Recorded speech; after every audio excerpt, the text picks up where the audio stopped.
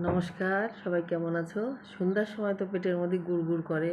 পেটের ভিতর সন্ধ্যার সময় যদি কিছু না যায় তার জন্য পরবর্তী টাইমটা একেবারে নষ্ট হয়ে যায়। তাই কয়েকখান আলুর চপ বানাই নিয়ে চলে আসলাম।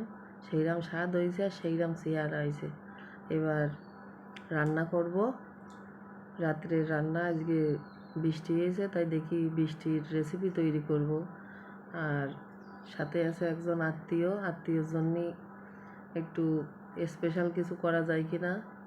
বাড়ির থেকে শ্বশুরমশাই এসেছে, শ্বশুরমশাইয়ের জন্য দেখি কি রান্না করা যায়। তাই তাড়াতাড়ি রান্না করতে চলে আসলাম। বৃষ্টির ভিতরে কি হলে জমে, খিচুড়ি নিশ্চয়ই, তাই খিচুড়ি রান্না করলাম। রেসিপিটা আজকে দিলাম না, কারণ এসব রেসিপি টুকটাক তো সবাই তোমরা জানো, স্পেশাল কিছু না, যে কারণে রেসিপিটা দিলাম না। দুটো ডিম, হাঁসের ডিম দুটো, আর আসছে সালাদ, তারপরে ভুনা খিচুড়ি, মুসুরির ডাল দিয়ে ভুনা খিচুড়ি, আর আছে সাথে মাংস আছে, দেশি মুরগির মাংস। তাই রান্না করে নিয়ে আসলাম, গরম গরম পরিবেশন করতেছি। দেই কিরা কিরা খাই। তা আমি তো ভাব দিলাম যে যারা ভিডিও দেখছে তারা সামনে যে থাকবে তার গালে আজকে প্রথম গালটা দেবো। তা দেই কার গালে দেওয়া যায়, আমার গালে না তার গালে। আর আমার হাতে কিন্তু সেইরাম নিরিখ, হাত এদিক ওদিক যায় না, সোজা গালের মধ্যে চলে যায়। তা পরিবেশন করতেছি সবার জন্য। আর ডিম আসছে সবার জন্য না, দুটো ডিম ছিল, দেশি ডিম, তাই দুটোই রান্না করলাম।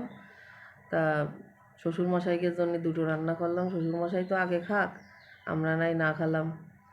এবার এই যে সাথে দেশি মুরগি, কার কার ভালো লাগে দেশি মুরগি আর ভুনা খিচুড়ি অবশ্যই কমেন্টে জানিও। আর যদি কারোর ভালো লাগে তাহলে চলে আসো, আর যদি না আসো তাহলে বাড়ি রান্না করে খাও, আর কি করা। তোমরা তো কত ডাকি কত বলি আসার জন্য, কেউ তো আসো না। তাহলে এই রেসিপি যদি পছন্দ হয়, আজকে তো আর রান্নার রেসিপি দিলাম না, তাই এইভাবে তোমরা রান্না করে বাড়ি খাবা। আরে বাপু, মনটাই যদি খাতে চাই একটু হেলদিভাবে তৈরি করিয়ে যদি একটু খালাম, কি এত সমস্যা।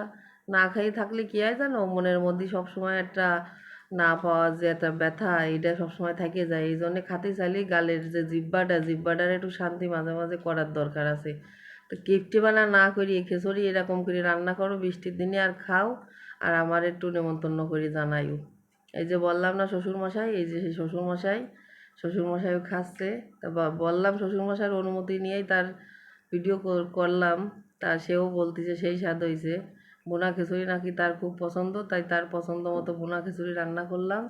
আর সবাইকে অনেক অনেক ধন্যবাদ যারা এত সময় সাথে ছিল, পাশে ছিল। ভালো লাগলে লাইক কমেন্ট শেয়ার করে দিবেন। অনেক ধন্যবাদ সবাইকে।